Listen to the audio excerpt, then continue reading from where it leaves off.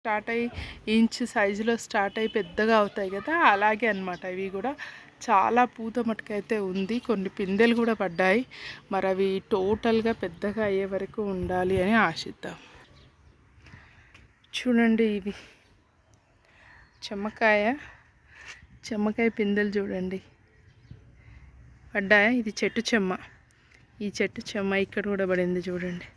పూత చూసారా ఎలా ఉంది, లైట్ పర్పుల్ కలర్లో ఉంది కదా పూత. ఇప్పుడు తీగ చెమ్మ చూడండి, ఇది తీగ చెమ్మ అన్నమాట. చూడండి వైట్ కలర్లో.